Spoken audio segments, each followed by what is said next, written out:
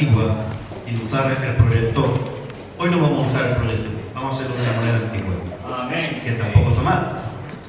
Primera de Samuel 17. Abran sus Biblias por ahí. Primera de Samuel 17. El Antiguo Testamento está lleno de batallas que nos enseñan principios espirituales para nuestro bien, para nuestra felicidad, para nuestra alegría, los años que el Señor nos permita estar en esta tierra. Y vamos a estudiar en esta noche, tenemos hasta las 8:30, Dios mediante, una batalla, la batalla de Ela, la batalla del Valle de Ela, la batalla entre un gigantón, 2,90 metros aproximadamente, imagínense, llamado Goliat, y un joven con 17 años, llamado David. La batalla entre dos grandes naciones, la nación de los filisteos y la nación de Israel. Este capítulo es archiconocido por todos nosotros, pero en esta tarde vamos a sacarle algunos principios para la guerra espiritual.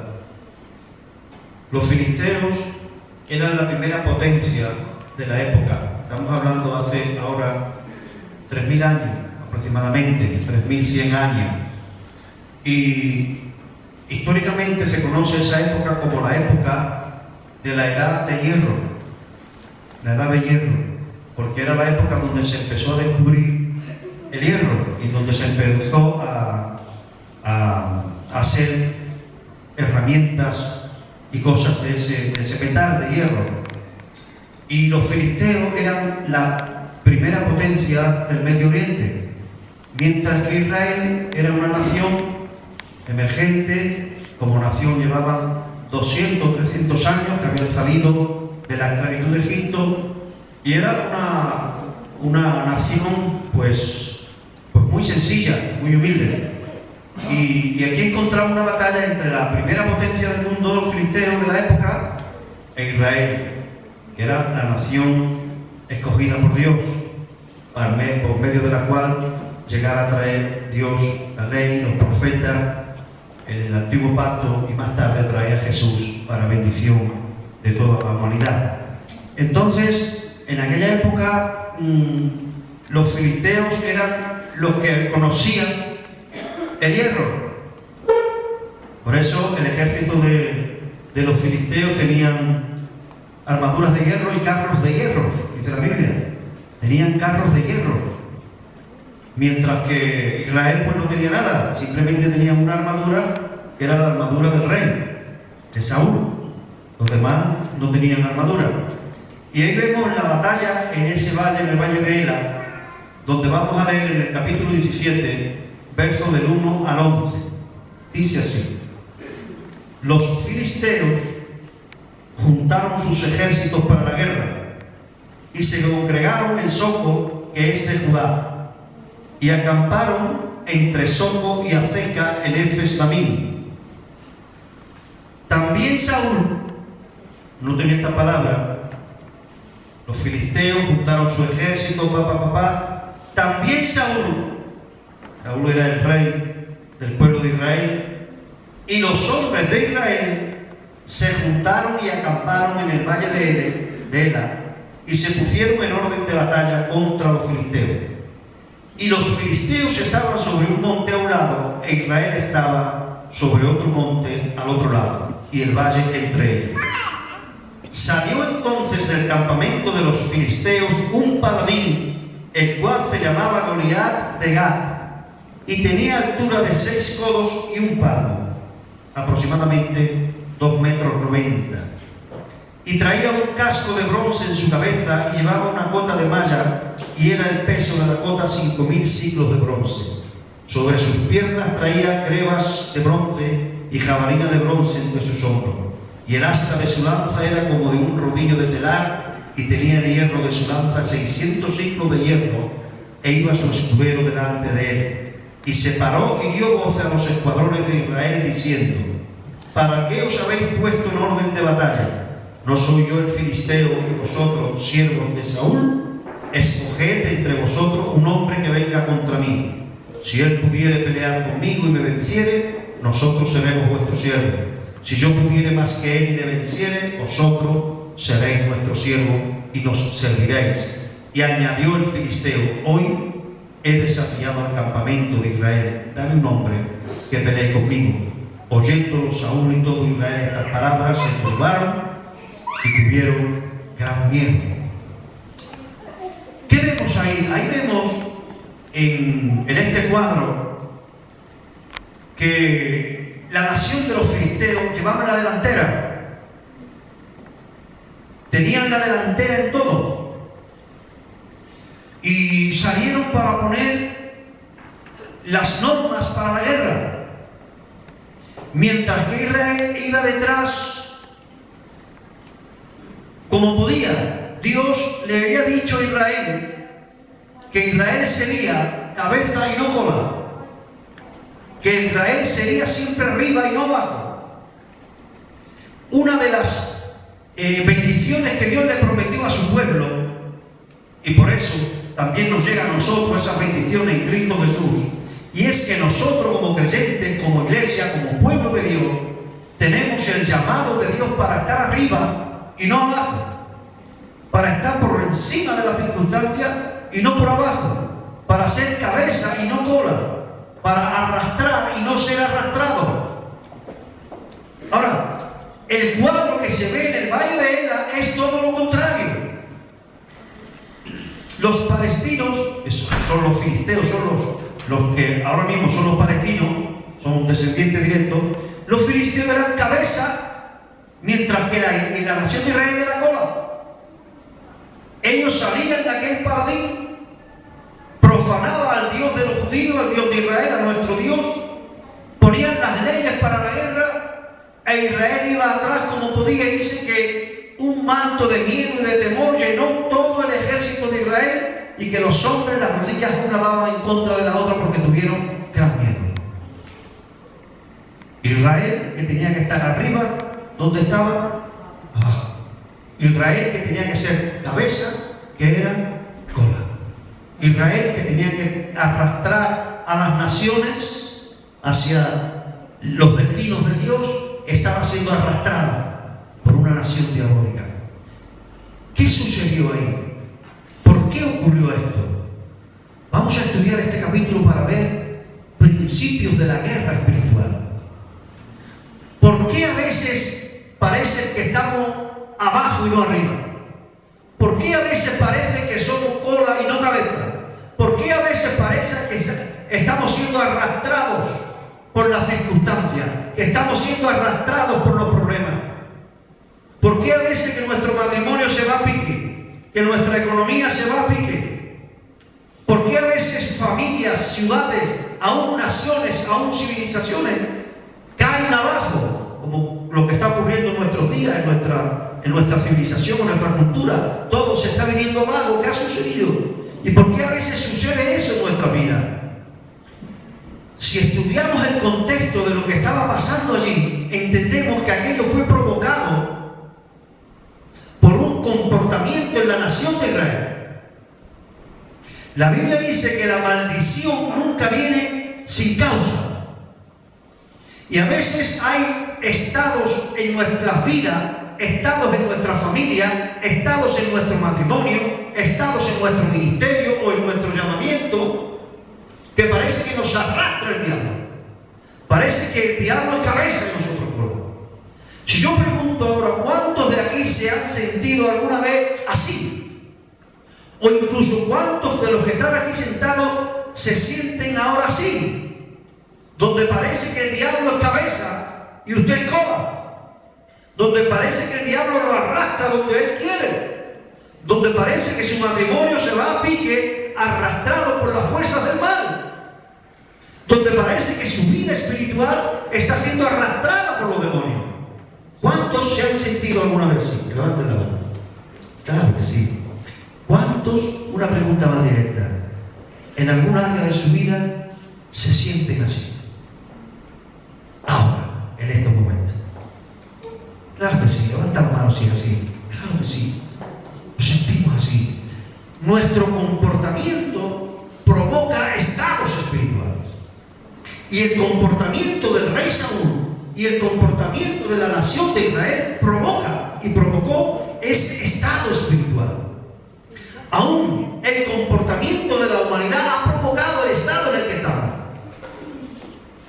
Esto podemos aplicarlo en todos los niveles. Nivel personal, nivel matrimonial, nivel familiar, nivel de pueblo, nivel cultural o incluso a nivel mundial. ¿Por qué el mundo está como está? Dios, los propósitos de Dios para el mundo no es lo que vemos. Cuando Dios creó al hombre tenía propósitos. Los propósitos para su vida no es lo que usted está viviendo, Carmen. Los propósitos que Dios tiene para ti es otro. Dios tiene propósitos para vosotros. Propósitos buenos. Propósitos de bendición. Nuestro Dios es un Dios de propósito. Él no hace nada al azar. Él cuando nos escoge con un propósito y con un destino. Propósito y destino de bien y no de mal. Ahora, ¿por qué entonces a veces vivimos lo contrario? Por causa de nuestro comportamiento, por causa de nuestros errores, por causa de no caminar como el Señor dice que caminemos. Así estaba la nación de Israel caminando de una manera antagónica a los principios que Dios le había dado y habían llegado a esa decadencia espiritual, donde parece que las fuerzas del mal tenían la partida ganada. Pero afortunadamente en el verso 11, que hasta donde hemos leído, no termina ahí el capítulo. Porque dice la Biblia que a 200 o 300 kilómetros al noroeste, Dios tenía la solución preparada. Y Dios envió a un joven con 17 años llamado David para ir al campo de batalla y para transformar esa realidad, para volver a poner a Israel en cabeza y no en cola, para llegar a volver a poner a Israel como dueña de las naciones y no como arrastrada por las naciones. Dios tiene un plan secreto, Dios tiene planes y Dios puede cambiar tu destino, Dios puede cambiar tu presente, Dios puede cambiar tu realidad. Si estás peleando a favor de tu matrimonio, si estás peleando a favor de tu llamamiento, de tu ministerio, Dios tiene propósito y Dios tiene planes. Y dice la Biblia que Dios envió a David, un joven con 17 años, y llegó al campo de batalla justamente cuando aquel paladín salía para provocar al ejército del pueblo de Dios. ¿Qué significa esto? Miren, David es el ancestro de Jesús de Nazaret. 28 generaciones después de David apareció Jesús. Y cuando la gente veía a Jesús le llamaban el hijo de David. Esto es profético porque la solución a su problema se llama Jesús. No importa la situación de su ámbito, de su familia, de su matrimonio, se llama Jesús. Y Jesús vino para rescatar al hombre. Jesús vino para deshacer las obras de las tinieblas. Lo mismo que David llegó al campo de batalla para deshacer las obras de las tinieblas, Jesús ha llegado a tu vida para deshacer las obras de tu matrimonio, de tu vida, de tu familia o de tu estado espiritual. Jesús ha venido para transformar eso, para poner las cosas en su sitio. ¿Cuántos desean que Jesús cambie tu realidad? ¿Cuántos desean que hay áreas en nuestra vida que tienen que ser cambiadas? Yo tengo buenas noticias. Jesús llega para transformarte y para cambiar tu estado y para cambiar tu vida. Dice la Biblia que David llegó al campo de batalla. Y cuando David llegó al campo de batalla, salió aquel paladín.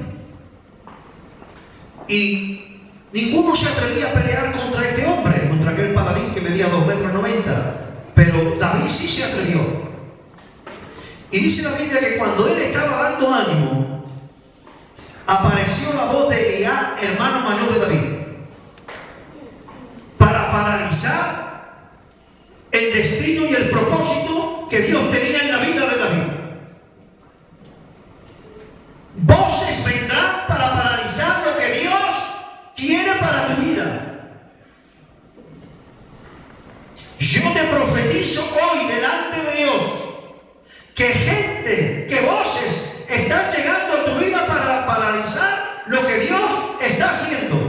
se está gestando algo bueno en tu vida.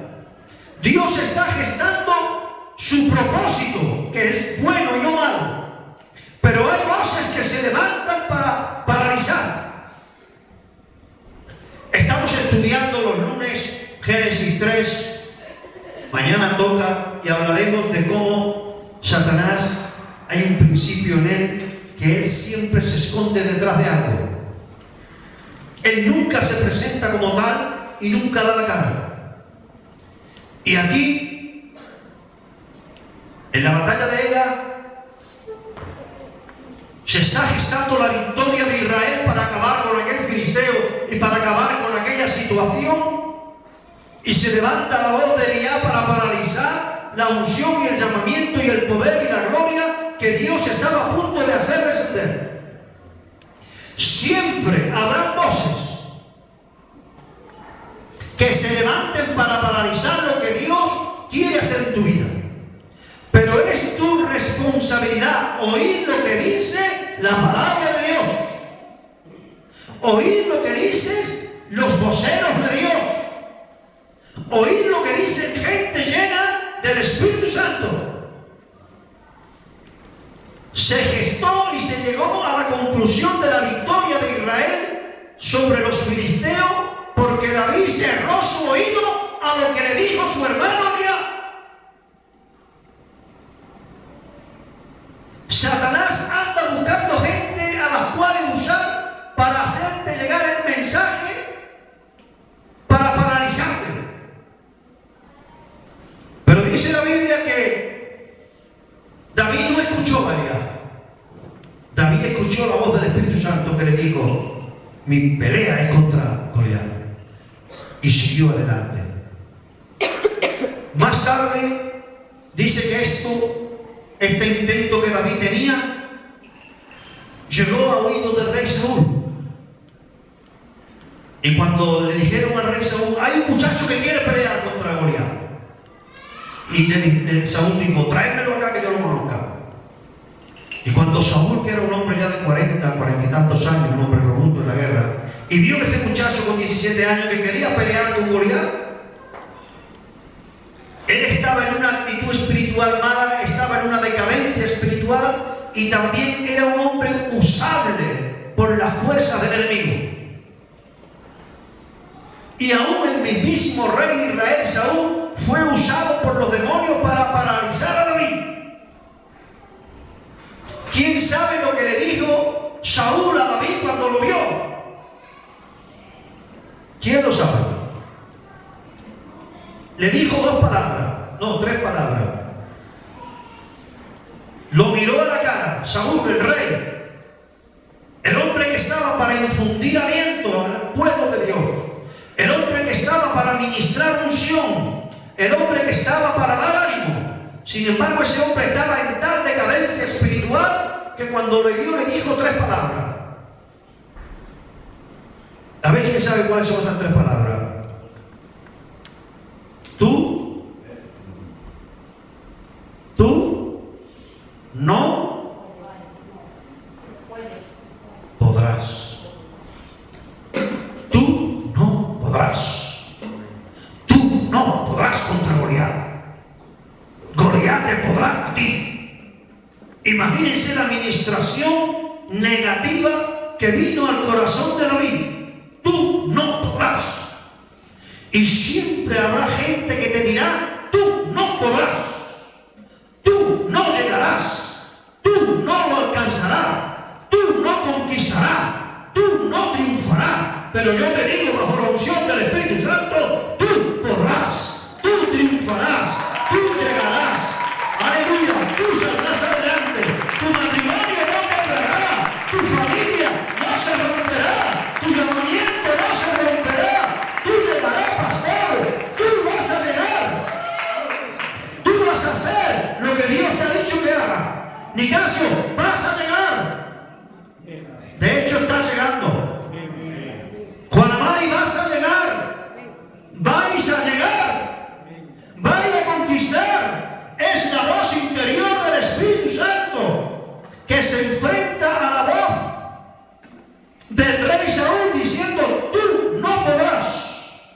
Imagínate un hombre de 45 años, rey, mirándole a los ojos a un crío con 17 años que necesitaba algo, fuerza, valor, unción para enfrentarse al gigantón y mirarle a los ojos y decirle: tú no podrás. Eso es un intento del infierno para hacerte caer, para que no conquiste.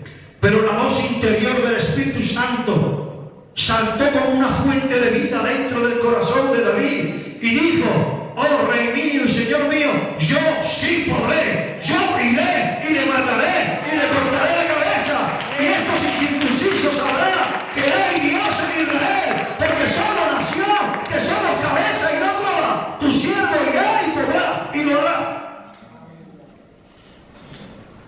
Déjate llevar por la palabra interior del Espíritu Santo. Déjate llevar por la palabra viva y eficaz que hay en ti. Sí podremos, sí conquistaremos. La iglesia crecerá, rescataremos almas, restauraremos matrimonio, restauraremos y rehabilitaremos drogadictos, alcohólicos, gente caída, marginada, la levantaremos, la pondremos en alta por el poder del Espíritu Santo. Aunque los demonios digan, la iglesia no podrá. El Señor dice que sí podemos y que iremos por una razón, porque Él está con nosotros, Él es nuestra fuerza. Ve, porque mi poder estará contigo. Aleluya. Y así se fue David afianzando, y entonces, viendo la firmeza que tenía este joven con 17 años, el rey entonces se dio y le dijo: bueno, pues vamos a vestirlo con mi armadura para que vaya a pelear. Era la única armadura que tenía el pueblo de Dios. Los filisteos estaban todos con armadura. Era la época del hierro, ya tenían armaduras de bronce, iban súper adelantados. Y entonces le quitaron la armadura al rey y se la pusieron a este niño con 17 años. Y claro, como él era un pastorcillo, probó andar con aquello y no podía, porque nunca lo había practicado.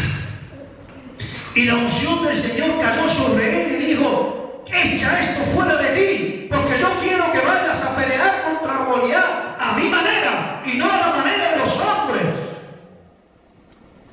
Porque tú vas a pelear tu batalla a la manera de Dios, no a la manera que te diga nadie, sino a la manera que el Señor te está diciendo a ti, y te está dando a ti la visión, y te está dando a ti la unción. No imites a nadie. Sé tú mismo en Cristo Jesús. Y dice que David echó esa armadura de él. Y David dijo: Dios me ha dicho cómo voy a vencer al gigante. Y dice que David, antes de irse a pelear contra el gigante, se fue al río. Se fue al río con su saco pastoril, con su báculo, con su bastón, con su vara, su cayado, le llama cayado, el argot bíblico, el cayado de David. Y dice que se fue al río a buscar 5 piedras lisas del arroyo. Él cogió 5 piedras lisas del arroyo. 5. El 5 es un número. Mire, Dios es un Dios que Él ama la numerología. Él ha inventado los números y Él sabe qué significado tiene cada número. El 2 es el significado de la compañía. 2, mejores son 2 que 1. Por eso tenemos 2 pulmones, 2 riñones, 2 brazos, 2 piernas, 2 fosas nasales, 2 ojos, 2 oídos. Mejor son 2 que 1. Por eso el matrimonio son 2, porque mejores son 2 que 1. Porque cuando uno cayere, ¿quién lo levantará? Y cuando hace frío, ¿quién calentará a quién si solo hay 1? Mejores son 2 que 1. Y así sucesivamente. El 4 es el número que da estabilidad. Por eso los animales, las fieras del campo, tienen 4 patas. Por eso todos los muebles tienen 4 patas. Por eso las sillas tienen 4 patas. Porque produce estabilidad. ¿Pero qué es el 5? ¿Por qué cogió 5 piedras? Es 5, yo te lo estoy diciendo, ¿por qué 5? Porque el 5 es la mano de Dios en la tierra. 1, 2, 3, 4 y 5. 5 son los 5 ministerios: apóstoles, profetas, evangelistas, pastores y maestros. Son las 5 grandes características ministeriales que hay en Dios. Es la mano de Dios en la tierra. Y para pelear contra el diablo, Él tiene su mano puesta en la tierra. Hay 5 grandes ministerios que se tienen que formar en el saco pastoril, que es la iglesia, para pelear en contra de Satanás, para hacer devolver a la gente que sea cabeza y no cola, para que sean gente de bien y no de mal, gente que esté arriba y no abajo. La mano de Dios en la tierra se llama los 5 ministerios en todos los niveles: ministerios apostólicos, profetas, evangelistas, pastores y maestros. Y todos formamos parte de ese equipo ministerial a un nivel o a otro. Todos. Porque Dios ha dado dones y llamamiento de uno de estos 5 o de varios de estos 5 clases para formar su mano en la iglesia. Ahora, cuando este chiquillo con 17 años va escogiendo 5 piedras lisas, la guarda en su saco pastoril. Ese saco pastoril es la iglesia. Hay gente que pierde su llamado y su destino porque se saltan y se botan del saco pastoril, se saltan afuera porque no son capaces de esperar el aprendizaje que todos tenemos que vivir dentro del saco pastoril. El saco pastoril es el diseño de Dios para preparar las 5 piedras lisas, para que cuando estén preparadas, su mano entra en el saco pastoril, coge una piedra, la coloca en la onda y la tira contra la cabeza del diablo para hacerlo caer en tierra. Pero hay gente que no esperan su turno, no esperan su momento, no esperan el kairos de Dios y saltan y botan del saco pastoril y van buscando sacos pastoriles, buscando otra cosa, y no entienden que en ese saco tienen que esperar el momento, la disciplina, el comportamiento que Dios quiere para prepararte. Hay cosas que no se pueden aprender en otro lado que no sea el saco pastoril. Y hay gente que pierde su destino, que pierden su llamado, que pierden su propósito, porque no aguantan en el saco pastoril. Y yo, déjame decirte algo, yo sé que sí que es verdad, que a veces hay un fuego en el saco pastoril que no es el fuego del Espíritu Santo, que es el fuego de caracteres que se roza, de gente que convive, de gente que se relaciona y aparecen las relaciones humanas. Es así, es verdad, sí, en todos los sacos pastoriles del mundo sucede, pero forma parte del llamamiento de Dios, forma parte del propósito de Dios, forma parte del aprendizaje de Dios. Y hay gente que no le gusta el que le ha tocado hablar, pero no sabe que ha sido Dios que le ha puesto al lado. Porque las piedras sacadas del arroyo no están preparadas para ponerle en la onda del rey David, para tirarla contra la cabeza de Goliat, que representa el diablo y que representa todas las cosas malas de la vida. No están preparadas hasta que no pasan por el saco pastoril, porque en el saco pastoril las piedras se rozan unas a otras. Y con ese roce de unas a otras se le van quitando las aristas que van a impedir que el equilibrio sea perfecto. Fíjense que cuando este joven tiró aquella onda, le dio justamente entre ceja y ceja y le clavó la piedra. ¿Por qué? Porque esa piedra pasó un tiempo en el saco pastoril. Esa piedra tuvo sus momentos de aprendizaje. Aleluya.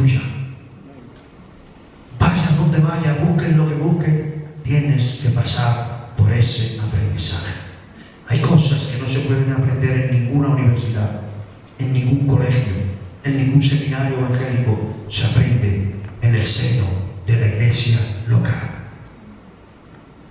Y yo me imagino que cuando aquel joven metió su mano, cuando llegó el momento, en el saco pastoril, las piedras revolotearían dentro, una saltando encima de otra. Me toca a mí, me va a coger a mí, No, él sabe a quién coge y cuándo lo coge. Él sabe, él te mira y sabe cómo es la cabeza de ese gigante y cuál es la piedra que se va a clavar ahí y cuál es la que ya está preparada. Espera tu momento, sigue aprendiendo, no tengas problemas. El kairos, el tiempo, el reloj de Dios es perfecto. Él no llega temprano ni llega tarde. Y dice la Biblia que él metió su mano en la bolsa pastoril y puso la piedra en la onda. Y dice la Biblia que antes de tirarla, dice que corrió y se dio prisa. Cuando Dios le dio la orden, ese chiquillo con 17 años se dio prisa. Y esto te habla de cuando Dios te dice que es el momento de la restauración de una parte en tu vida, date prisa. Corre, corre, si es el momento para acabar con ese gigantón, con ese enemigo que ha destruido tu vida, que ha destruido tu familia, que ha destruido tu salud, que ha destruido tu hogar. Y si es el momento de que ese gigantón caiga al suelo, es el momento, date prisa, date prisa. Ahora sí, si es el momento para restaurar algo en tu vida, date prisa. Dice la Biblia que el rey David, que todavía no era rey, era un chiquillo, se dio prisa. Se dio prisa, cogió su onda, cogió la piedra y la clavó entre ceja y ceja de aquel gigantón. Y cayó. Dice la Biblia que cayó muerto. Tú lo lees y dice que cayó muerto a tierra. Y sin embargo, aunque dice la Biblia que cayó muerto, ahí hay una cosa que no se entiende bien en el original, pero sí tiene una aplicación espiritual. Que aunque cayó muerto, dice la Biblia que David corrió y le quitó su propia espada y lo terminó de matar. Porque hay problemas en tu vida que no puedes dejarlo medio muerto, lo tienes que matar de todo. Hay situaciones en tu vida que cuando es el momento de Dios para acabar con ellos, tiene que acabar con ellos, tiene que machacarlo y tiene que rematarlo. No solo lo tienes que dejar en la tierra medio muerto o muerto, sino tienes que ir con la espada y terminarlo de matar. Y no solo contento con esto, dice la Biblia que cuando lo terminó de matar con su propia espada, le cortó la cabeza. Hay pecados en tu vida que Dios no quiere dejarlo medio muerto, quiere que lo mate. Y después de muerto que le corte la cabeza. Por si acaso, resucite, que resucite sin cabeza. Hay cosas que tienen que desaparecer. ¿Y sabes por qué? Porque hay una enseñanza. Hay veces que hay cosas en nuestra vida y le hacemos daño, la hacemos caer en tierra, pero no acabamos con ella. Y esas cosas se levantan y acaban con nosotros. Pero debemos de aprender como este joven. Él se levantó, salió corriendo. Una vez que el gigante estaba en tierra, con su propia espada lo terminó de matar. Y una vez ya que estaba muerto, le cortó la cabeza. Y lo arrancó la cabeza y lo presentó delante. Y esto, ¿sabe qué produjo? Produjo lo que Dios tenía preparado, que el pueblo de Israel se puso arriba y no abajo. Que de pronto el pueblo de Dios era cabeza y no cola. Y dice que se llenaron de ánimo y de valentía y corrieron detrás de los filisteos y Dios le dio una gran victoria. Hay cosas, hermano, que hay que matar en nuestra vida. Jesús nos ha dado la unción. Aleluya. Vamos a cerrar nuestros ojos. Yo no acostumbro a hacer llamados, pero en esta ocasión voy a hacer un llamado. Yo quiero que cierren su cabeza, ¿vale? Cierra tu cabeza. Perdón, cierra tus ojos y inclina tu cabeza. Cierra tus ojos y baja tu cabeza. No quiero que, si es posible, que todo el mundo esté con los ojos cerrados. Y yo voy a hacerte una pregunta, ¿vale? Aleluya. Si el Señor en esta noche te ha hablado y hay cosas que tienen que desaparecer en tu vida, si tú quieres darle al Señor tu corazón y tú quieres que el Señor sea la prioridad, que Él sea cabeza y no cola, si me lo indica levantando tu mano, nadie te va a ver, solo el Señor y un servidor. Levanta tu mano y baja tu mano. Baja tu mano. Hay una mano, hay dos manos, hay tres manos, 4, 5, 6. Hay muchas manos, 7, 8, 9. Hay muchas manos que se han levantado. Oh, gracias, Señor. Póngase de pie toda la iglesia.